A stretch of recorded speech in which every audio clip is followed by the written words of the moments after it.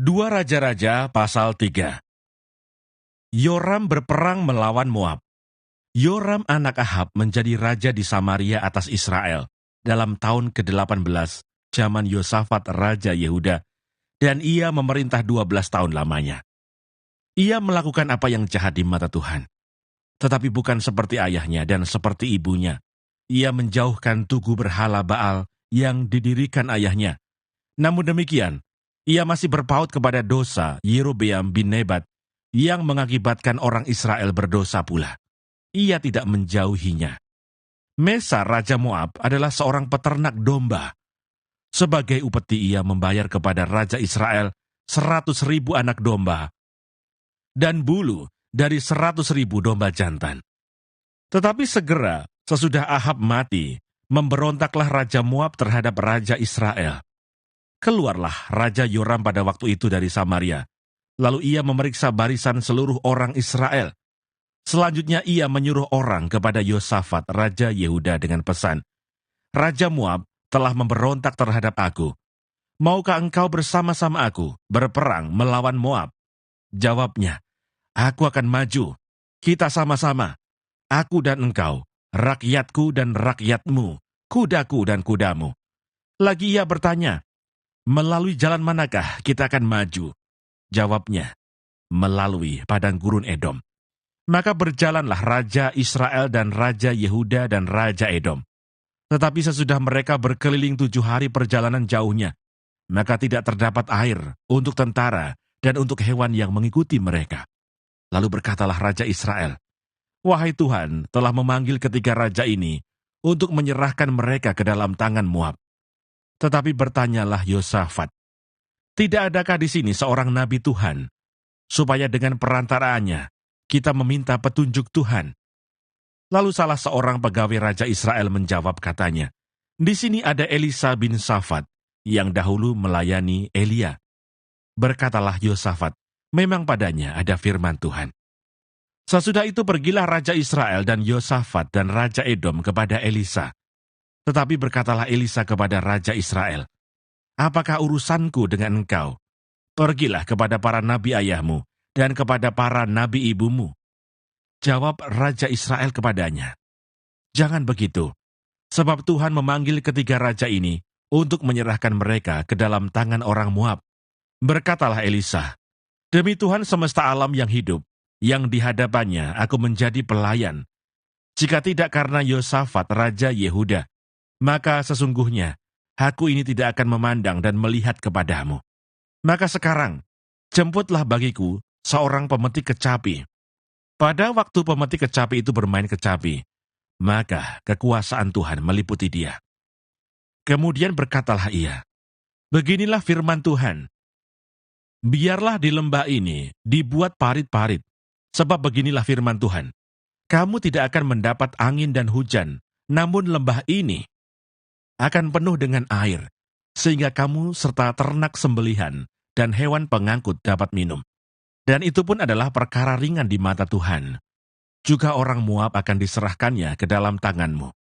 Kamu akan memusnahkan segala kota yang berkubu dan segala kota pilihan. Kamu akan menumbangkan segala pohon yang baik. Kamu akan menutup segala mata air, dan kamu akan merusakkan segala ladang yang baik dengan batu-batu." Keesokan harinya ketika orang mempersembahkan korban, datanglah dengan tiba-tiba air dari arah Edom, lalu penuhlah negeri itu dengan air. Ketika didengar seluruh orang Moab bahwa ketiga raja itu telah maju memerangi mereka, maka dikerahkanlah semua orang yang masih sanggup menyandang pedang, bahkan orang-orang yang lebih tua juga. Kemudian mereka ditempatkan di tepi perbatasan. Keesokan harinya pagi-pagi, ketika matahari bersinar atas permukaan air itu, tampaklah kepada orang Moab itu bahwa air di sebelah depannya merah seperti darah. Lalu berserulah mereka, "Itu darah. Tentulah raja-raja itu telah berbunuh-bunuhan, yang seorang membunuh yang lain. Maka sekarang marilah menjarah, hai orang-orang Moab." Tetapi ketika mereka sampai ke perkemahan orang Israel, maka bangkitlah orang Israel itu, lalu memukul orang-orang Moab, sehingga mereka lari dari situ. Dan makin jauhlah mereka menerobos ke dalam Moab, sambil menewaskan orang-orang Moab itu. Mereka meruntuhkan kota-kota dan menutupi setiap ladang yang baik dengan batu. Karena setiap orang melemparkan batu ke atasnya. Mereka menutup segala mata air dan menumbangkan segala pohon yang baik, sampai hanya Kir Hareset saja yang ditinggalkan. Tetapi kota ini ditembaki oleh orang-orang pengumban dari segala penjuru. Ketika Raja Moab melihat bahwa peperangan itu terlalu berat baginya, diambilnyalah 700 orang pemegang pedang bersama-sama dia untuk menerobos ke jurusan Raja Edom, tetapi tidak berhasil. Kemudian ia mengambil anaknya yang sulung, yang akan menjadi raja menggantikan dia, lalu mempersembahkannya sebagai korban bakaran di atas pagar tembok. Tetapi kegusaran besar menimpa orang Israel, sehingga mereka berangkat meninggalkan dia dan pulang ke negeri mereka.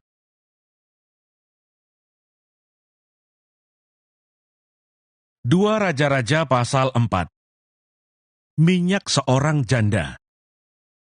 Salah seorang dari istri-istri para nabi mengadukan halnya kepada Elisa sambil berseru, "Hambamu, suamiku, sudah mati dan engkau ini tahu bahwa hambamu itu takut akan Tuhan.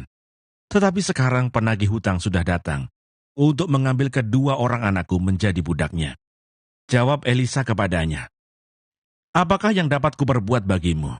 Beritahukanlah kepadaku apa-apa yang kau punya di rumah."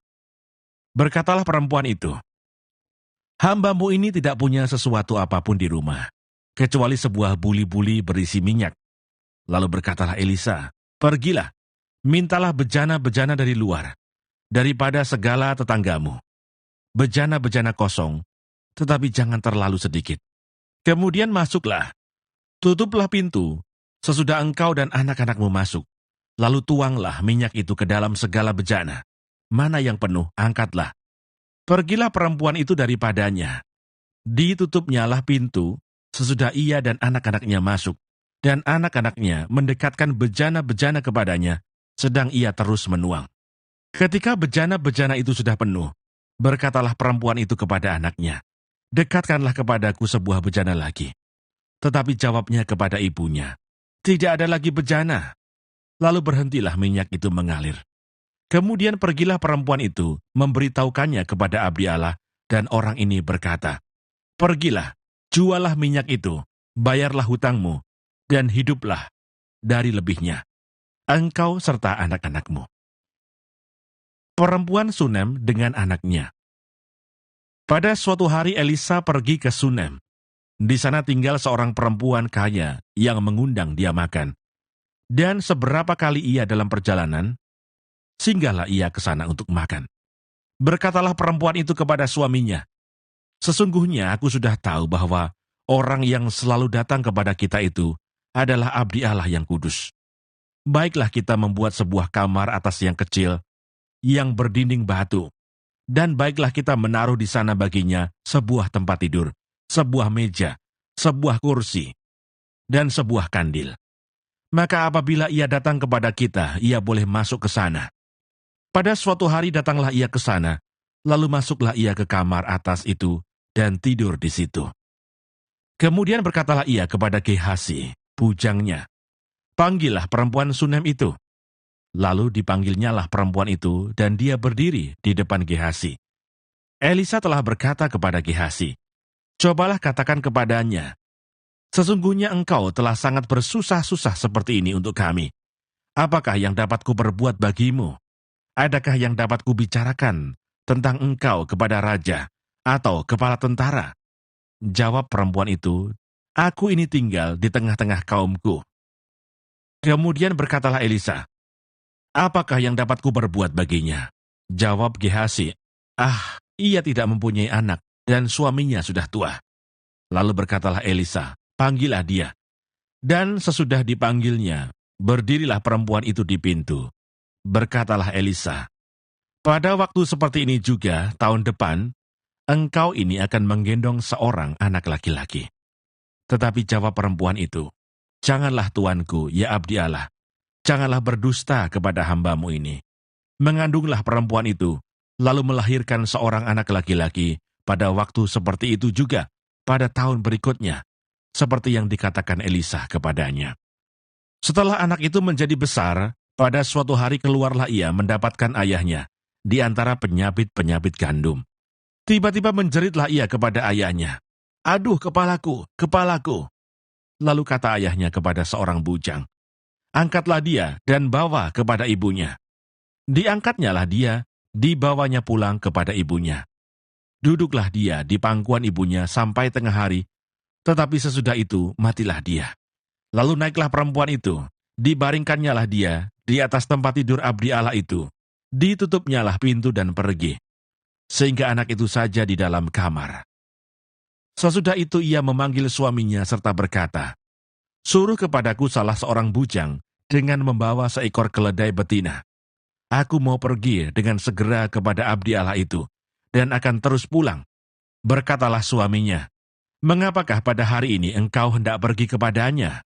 Padahal sekarang bukan bulan baru dan bukan hari Sabat." Jawab perempuan itu, "Jangan khawatir." Dipelanainya keledai itu dan berkatalah ia kepada bujangnya, "Tuntunlah dan majulah, jangan tahan-tahan aku dalam perjalananku, kecuali apabila aku katakan kepadamu." Demikianlah perempuan itu berangkat dan pergi kepada abdi Allah di Gunung Karmel. Segera sesudah abdi Allah itu melihat dia dari jauh, berkatalah ia kepada Gehasi bujangnya, "Lihat perempuan Sunem itu datang." Larilah menyongsongnya dan katakanlah kepadanya, "Selamatkah engkau? Selamatkah suamimu? Selamatkah anak itu?" Jawab perempuan itu, "Selamat." Dan sesudah ia sampai ke gunung itu, dipegangnyalah kaki abdi Allah itu, tetapi Gehasi mendekat hendak mengusir dia. Lalu berkatalah abdi Allah, "Biarkanlah dia, hatinya pedih. Tuhan menyembunyikan hal itu daripadaku, tidak memberitahukannya kepadaku." Lalu berkatalah perempuan itu, "Adakah ku minta seorang anak laki-laki daripada tuanku? Bukankah telah kukatakan, jangan aku diberi harapan kosong?" Maka berkatalah Elisa kepada Gehasi, "Ikatlah pinggangmu, bawalah tongkatku di tanganmu dan pergilah. Apabila engkau bertemu dengan seseorang, janganlah beri salam kepadanya. Dan apabila seseorang memberi salam kepadamu, janganlah balas dia. Kemudian taruhlah tongkatku ini di atas anak itu."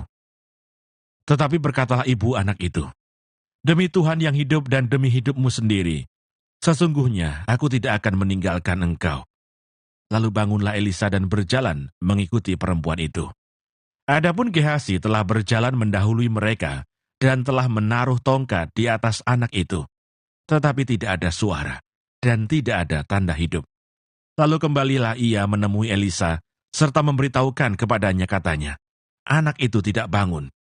Dan ketika Elisa masuk ke rumah, ternyata anak itu sudah mati dan terbaring di atas tempat tidurnya. Sesudah ia masuk ditutupnyalah pintu, sehingga ia sendiri dengan anak itu di dalam kamar. Kemudian berdoalah ia kepada Tuhan. Lalu ia membaringkan dirinya di atas anak itu dengan mulutnya di atas mulut anak itu, dan matanya di atas mata anak itu, serta telapak tangannya di atas telapak tangan anak itu. Dan karena ia meniarap di atas anak itu, maka menjadi panaslah badan anak itu. Sesudah itu ia berdiri kembali dan berjalan dalam rumah itu sekali ke sana dan sekali ke sini. Kemudian meniarap pula lah ia di atas anak itu. Maka bersinlah anak itu sampai 7 kali, lalu membuka matanya. Kemudian Elisa memanggil Gehasi dan berkata, "Panggillah perempuan Sunem itu." Dipanggilnyalah dia, lalu datanglah ia kepadanya. Maka berkatalah Elisa, "Angkatlah anakmu ini." Masuklah perempuan itu, lalu tersungkur di depan kaki Elisa dan sujud menyembah dengan mukanya sampai ke tanah. Kemudian diangkatnyalah anaknya, lalu keluar. Maut dalam kuali. Elisa kembali ke Gilgal pada waktu ada kelaparan di negeri itu. Dan ketika pada suatu kali, rombongan nabi duduk di depannya, berkatalah ia kepada bujangnya, "Taruhlah kuali yang paling besar di atas api, dan masaklah sesuatu makanan bagi rombongan nabi itu." Lalu keluarlah seorang dari mereka ke ladang untuk mengumpulkan sayur-sayuran. Ia menemui pohon sulur-suluran liar dan memetik daripadanya labu liar, serangkul penuh dalam jubahnya. Sesudah ia pulang, teruslah ia mengiris-ngirisnya ke dalam kuali masakan tadi, sebab mereka tidak mengenalnya.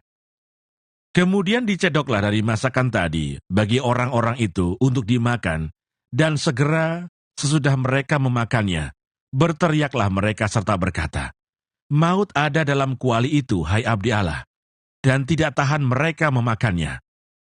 Tetapi berkatalah Elisa, "Ambillah tepung." Dilemparkannya lah itu ke dalam kuali serta berkata, "Cedoklah sekarang bagi orang-orang ini, supaya mereka makan." Maka tidak ada lagi sesuatu bahaya dalam kuali itu.